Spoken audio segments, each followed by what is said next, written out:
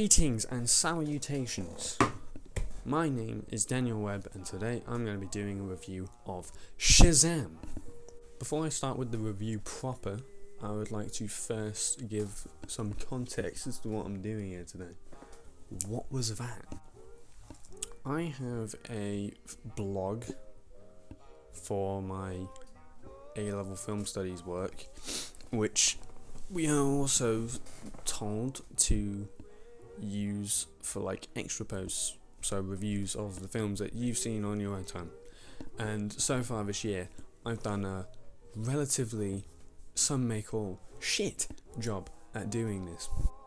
And when I say shit, I mean I haven't done a single one. I kind of want to rectify this, but I was thinking recently, I've made this decision, I've had this epiphany recently, and so I'm going to change my ways. It just so happens the film I've most recently seen was dumbass superhero film, so I'm going to review it. Yeah, so I'm going to be probably doing this more, maybe, hopefully. I'll consider it. So before I get into the actual review of Shazam, the film, I instead just want to give some brief context, because I think it's important to look at the whole picture that is the utter shit show of the DC cinematic universe. Ever since 2008 and the release of Iron Man, the MCU has been this powerhouse in cinema, because you have these films, all of which can be enjoyed as a standalone movie. We're not going to talk about the quality of those movies. They could be good, they could be bad, we don't care. The idea is that you can enjoy those films on their own, but they all connect, and they'll be like the films every now and then, such as Avengers, and then Avengers Age of Ultron, and then most recently Infinity War last year, and then upcoming Endgame, where you have all these characters coming together, and it's like the big payoff, and you have like that universe, that cinematic universe, with all these films are connected. Say what you will about the MCU, it's huge, and it will continue to be huge into the future until no one cares about superhero movies anymore, which is kind of starting to happen recently, but let's ignore it. Of all the companies out there that were ever going to be able to rival the MCU, DC was the only one out there that really could, and they started this universe, this specific universe, with Man of Steel. It's not good. DC have basically just been fumbling in their own piss for like a few years. Like, Marvel didn't start out amazing. Well, they started out pretty great. Like, Iron Man is a great film. The rest of Phase 1, like, Incredible Hulk was bad, Thor was bad, maybe not bad, but just really boring. But the Incredible Hulk was bad. Captain America the First Avenger was just like a bit of a mess. Iron Man 2 wasn't very good. And then you had like Avengers, which is the culmination of everything that's come before it at this point, which isn't that spectacular. And Avengers is great, and then the MCU's continue just to get better and better. The main appeal of the MCU is that you can go to the cinema, and it's a very safe bet that the film you're about to experience is quality, at the very least. But the point is that the MCU is consistently quality, and DC have come out with Man of Steel. What was after Man of Steel? I probably should have done research. I want to say it was Suicide Squad next. No, it was Man of Steel, then it was Batman v Superman, then it was Suicide Squad, then Wonder Woman, then Justice League, Aquaman, and now Shazam. And it's been a complete fucking shit show since Man of Steel. Because Man of Steel is not a good film. Batman v Superman is awful. Suicide Squad is awful. Wonder Woman was like, people were like, oh, it's the first film in this franchise, which is good.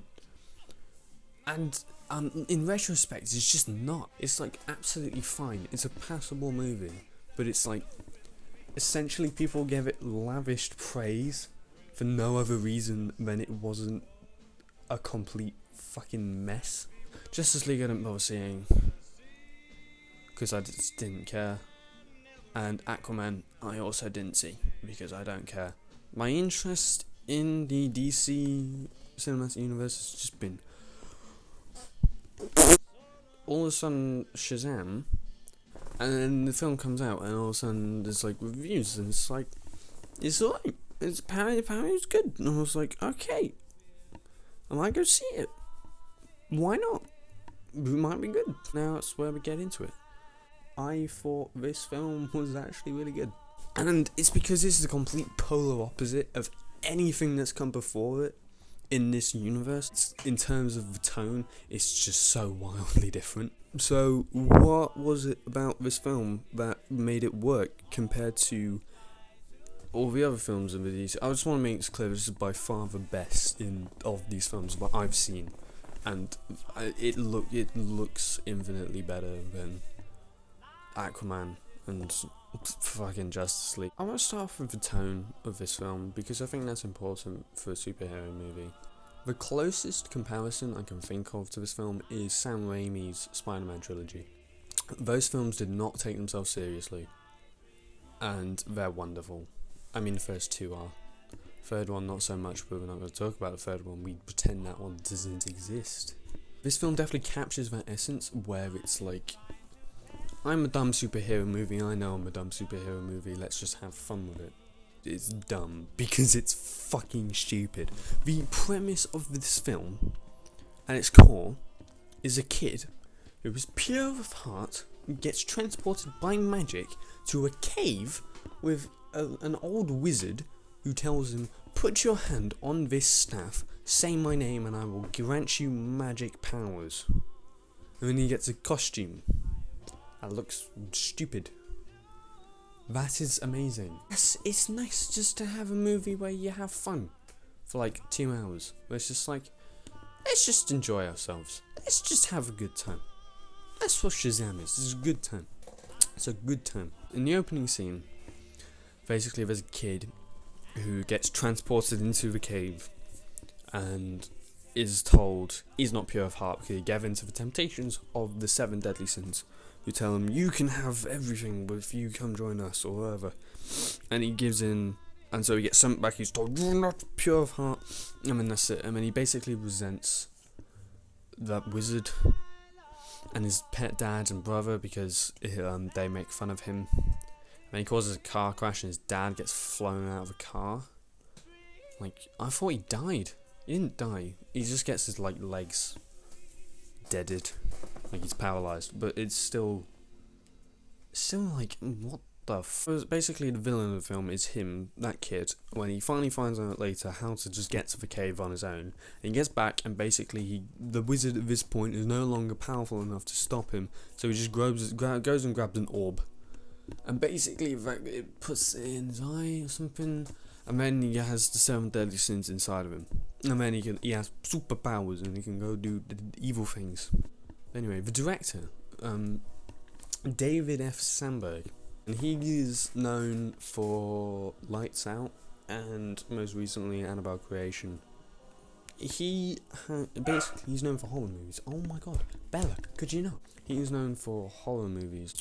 That's another comparison to the Sam Raimi Spider-Man trilogy, where it's like Sam Raimi, his background is in horror, you know, like Evil Dead, Army of Darkness, stuff like that. And then he creates a superhero movie, and it's very tongue-in-cheek and doesn't take itself seriously. And then you have Shazam, which is a superhero movie which is just tongue-in-cheek and doesn't take itself seriously, made by a director who's known for horror.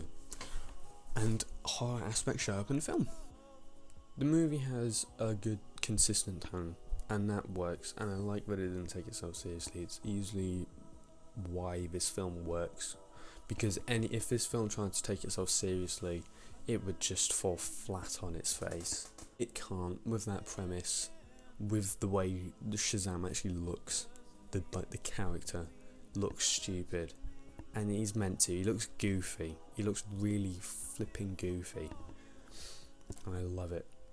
All the characters in the film are likeable for the most part, the ones that you're supposed to. Never felt like it was forcing me to feel emotions that I wasn't feeling.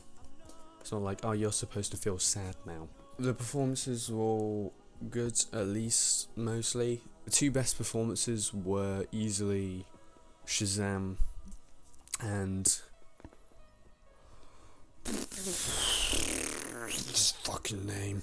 I'm sorry. I saw this film like last Friday. I'm recording this on Tuesday.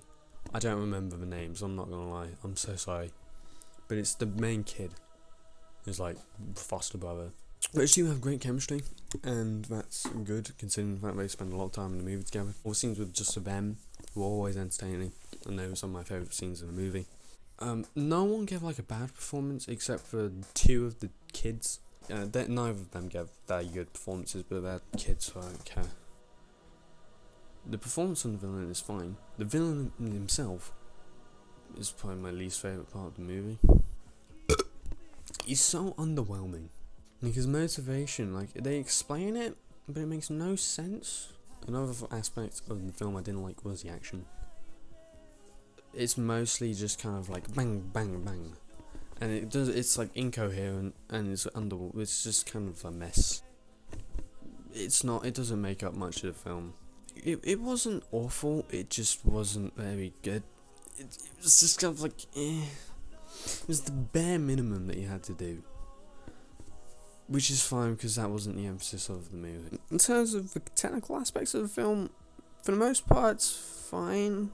It's serviceable. The CGI is bad.